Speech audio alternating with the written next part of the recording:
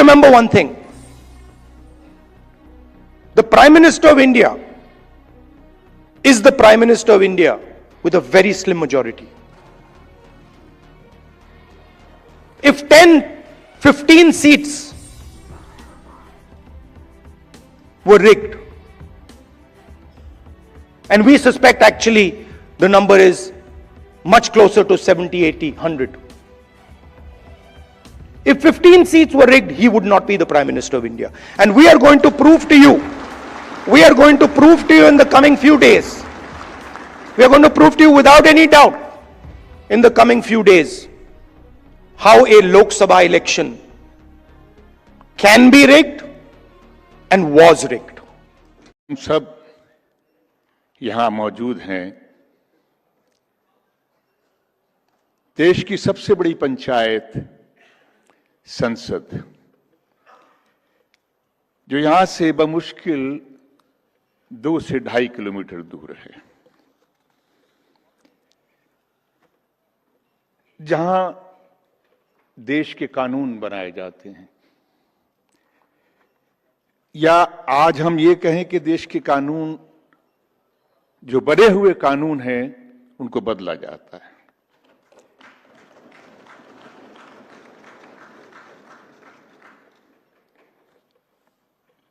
आज की ये चर्चा अभिषेक जी और लीगल टीम को बधाई है इस बात की कि आपने ऐसे वक्त में की है जिसकी जरूरत थी, इसलिए ये चर्चा और भी प्रासंगिक बन जाती है।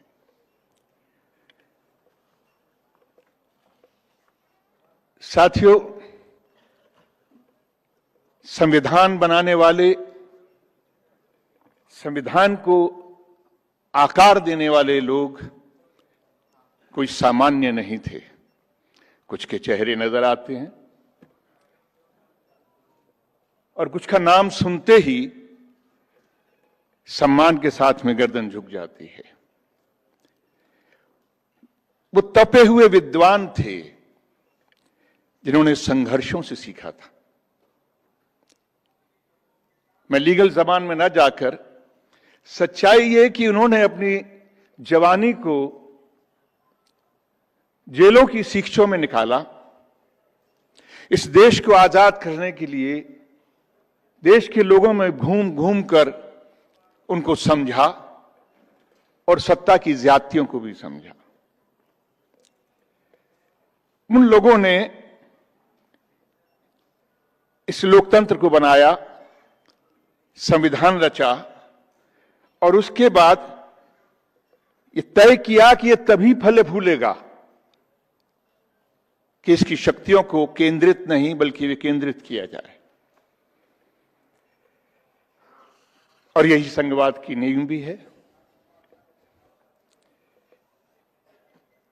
एक ऐसी व्यवस्था जिसमें केंद्र और शासन दोनों मिलकर काम करें और इस देश के लोगों को मजबूत करें, देश की समस्याओं को लेकर उनके साथ खड़े हों, उनके लिए लाभ और हित की बात सोचें। लेकिन आज ये सब नहीं है। बार बार राहुल गांधी जी ने कहा कि न्याय, सम्मान और समृद्धि का पहला जरिया है एक पारदर्शिता। और शायद सबसे पहले 2014 के बाद इसकी प्रक्रिया शुरू की गई और इस पारदर्शिता को खत्म करने की कोशिश की गई। लोकतंत्र चलता किन चीजों से है? लोकतंत्र की पहली शर्त है कि पावर, शक्ति, वो किसी एक जगह केंद्रित ना हो जाए। परंतु आज देश की सत्ता के शीर्ष पर बैठे हुए लोग देश की सत्ता पर बैठकर ये सोच नहीं रहे, बल्कि ये अपने आप को साबित कर रहे हैं। वो शक्तिपुंज बनना चाहते हैं और उसी की जद्दोजहद में लगे हैं। लेकिन सिद्धांत तो अडिग होता है। अगर शक्ति केंद्रित होगी तो सत्ता के काम आएगी, और शक्ति अगर विकेंद्रित होगी तो जनता के काम आएगी।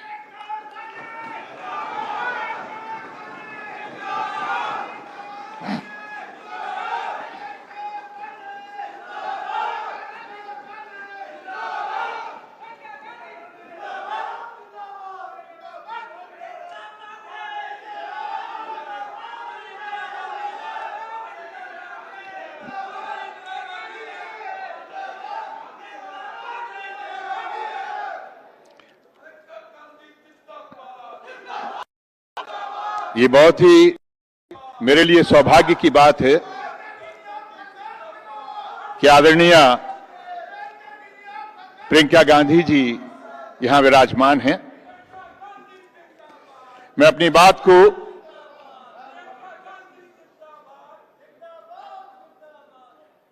दोबारा से पकड़ते हुए कहूंगा कि संविधान रचयिताओं ने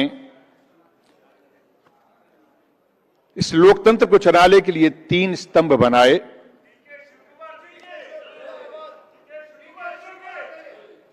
विधायिका, नहीं देखिए ऐसे नहीं, सेशन कार्यपालिका एक पूरा और न्यायपालिका। संयम बरतिए।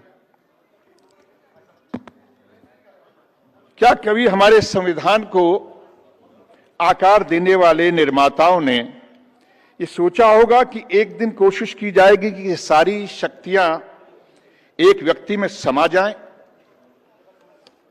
लेकिन वही हो रहा है। व्यक्ति और उसकी सीमित मंडली कानून बना रही है, और कानूनों को बनाने के बाद लागू करवा रही है, और लागू करवाने के बाद उस पर अपना न्याय का फैसला भी सुनवा रही है। ये इतने दुर्भाग्य की बात है कि सरकार के पास शक्तियां हैं, लेकिन वो शक्तियां मिलती किसको हैं? राहुल गांधी का कहना है, हमारे संविधान रचयिताओं का कहना है कि ये शक्तियां तभी मिलती हैं जब जवाबदेही हो, और जवाबदेही नहीं होगी तो ये शक्तियां छीन भी सकती हैं। एक बात, लोकतंत्र की रीढ़ की हड्डी, मेरुदंड मजबूत होगा, वो तभी होगा जब ये लोकतंत्र की शक्तियां विकेंद्रित होंगी। लेकिन आज धीरे धीरे लोकतंत्र को झुकाने का प्रयास किया जा रहा है। आज राजभवन में बैठे हुए सर्वोच्च व्यक्ति को वही केंद्र उसको सम्मानित और अच्छा मानता है, सही मानता है, जो विपक्ष की सरकारों को बुरी तरीके से प्रताड़ित करता है, उनको परेशान करता है। अगर यही लोकतंत्र है तो आज उस आह्वान को जो सुबह राहुल जी ने दिया है कि हम सबको एकजुट होना पड़ेगा, एक साथ चलना पड़ेगा, और आप पर, खासकर वकील साहिबान पे बहुत भरोसा दिया है। पर आप सबसे हम इतना ही कहेंगे, हो सकता है कि आपके साथ पांव उतनी मजबूती से ना चलें,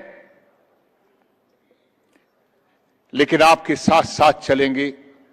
दौड़ ना सके लेकिन आपके पीछे पीछे जरूर चलेंगे। हम सबको लड़ना है, और हमारे पास में आज की तारीख में एक ही जवाब है कि हमें लड़कर अपने लोकतंत्र को फिर से बचाना है। बहुत बहुत धन्यवाद, और एक बार फिर से आपको सिंघवी जी बहुत बहुत बधाई।